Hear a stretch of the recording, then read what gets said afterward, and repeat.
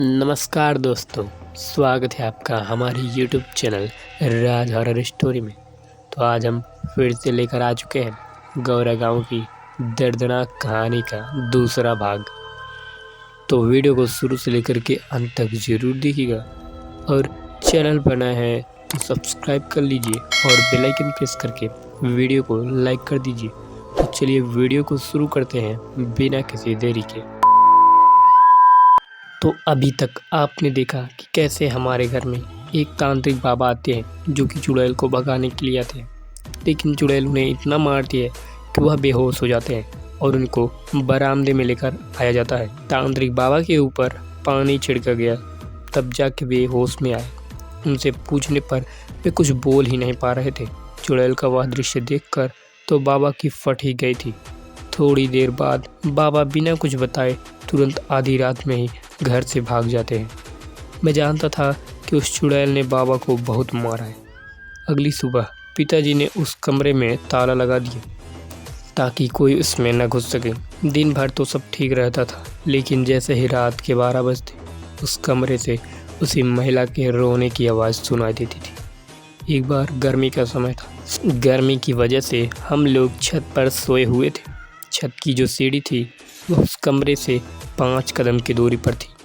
अंधेरी रात ने काला चादर ओढ़ रखा था और नीम के पेड़ से हवाएं बह रही थी, जिससे हमें गर्मी महसूस नहीं हो रही थी। मैं अपने भैया के साथ सोया हुआ था। हम लोग 11 बजे तक इधर उधर की बातें कर रहे थे। थोड़ी देर बाद भैया को नींद आ जाती है और मैं, जिसे जल्दी नींद नहीं आती है, मैं यूं ही सोया हुआ था और खिलौनों के बारे में ही सोच रहा था।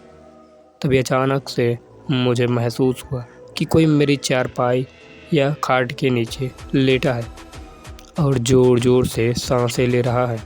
कुछ देर बाद एकदम सन्नाटा छा गया। हवाओं का बहना भी रुक गया।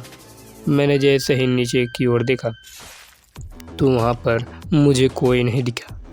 मैं बहुत ही डरा हुआ था। जैसे ही मैंने छत पर से नीम के पेड़ पर देखा तो एक औरत जो कि मकड़ी की तरह पेड़ पर बैठी हुई थी। उसकी लाल लाल आंखें मुझे ही घूरे जा रही थी।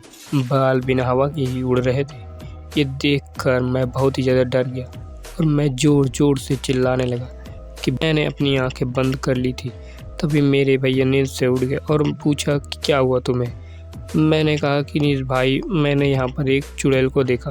फिर वे मुझे डरा हुआ देखकर छत से उतरने लगी। जैसे ही हम लोग गलियारे में पहुँचे तो हम लोगों ने देखा कि गलियारे से बरामदे में जाने वाला दरवाज़ा पता नहीं किसने बंद कर दिया था। हम लोग दरवाज़ा पीट रहे थे और दरवाज़ा खोलने के लिए कहते हैं, तब मेरी मम्मी आकर दरवाज़ा खोलती है और पूछती है कि क्या हुआ तुम सबको। फिर नीरज भाई ने बताया कि इसने छत पर भूत देख लिया है, इसे डर लग रहा है। हम लोग बरामदे में सोने के लिए आए। फिर हम लोग बरामदे में